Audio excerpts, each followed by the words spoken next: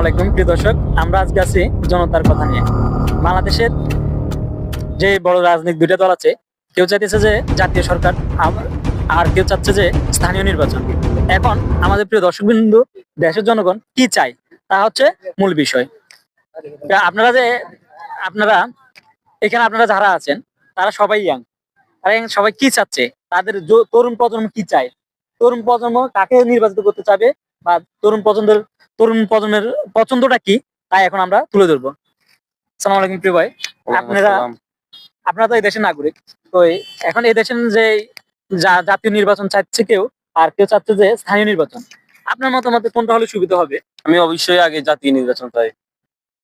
জাতীয় নির্বাচন চাচ্ছেন, জাতীয় নির্বাচন হলে দেশের মঙ্গল হবে কি, দেশের স্বার্থ হবে কি? দেশের স্বার্থ বলতে দেখেন, ছাত্র আন্দোলন হয়ে যে ফ্যাসিস্ট চলে গেছে দেশ থেকে, তখন আমরা যে সরকার এখন আমরা গঠন করছি, ওদেরকে শুধুমাত্র দায়িত্ব দেওয়া হয়েছে, ওরা একটা জনগণের মাধ্যমে একটা নির্বাচিত সরকার জনগণের হাতে তুলে দিবে।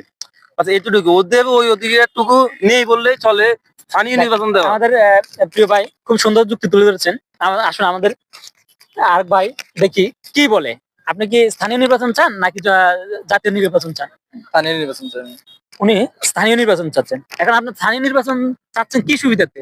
যে স্থানীয় নির্বাচন বলতে, যদি স্থানীয় নির্বাচন আগে তাহলে সরকার কোনো ক্ষমতা খাটাতে পারবে না। মানে উনি বলতে চাচ্ছেন যে যদি স্থানীয় নির্বাচন হয় তাহলে জাতীয় সরকার, কোনো নির্বাচিত সরকার মানে স্থানীয় নির্বাচনের প্রতিনিধিদের উপর কোনো বল প্রয়োগ করতে পারবে না। ঠিক আছে, আপনি কি চাচ্ছেন? আমি চাচ্ছি আগে সরকার নির্বাচন। মানে উনি চাচ্ছে যে জাতীয় নির্বাচন। জাতীয় নির্বাচন চাচ্ছি এই জন্য, যেহেতু এখানে আওয়ামী লীগের কোনো দোষজ্জে না ঢুকতে পারে। উনি চাচ্ছে যে মানে যে মাফিয়া সরকার বিদায় নিয়েছে বা স্বৈরশাসক যে বিদায় নিয়েছে, ওনারা কেউ যদি প্রভাব না খাটাতে পারে, এ হচ্ছে ওনার যুক্তি। আপনি কি চাচ্ছেন ভাই? জাতীয় নির্বাচন। উনিও জাতীয় নির্বাচন চাচ্ছে।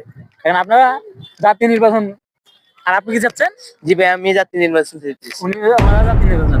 তো দর্শক, আমরা দেখলাম যে এখানে সবাই জাতীয় নির্বাচনের পক্ষ দিচ্ছে। এখন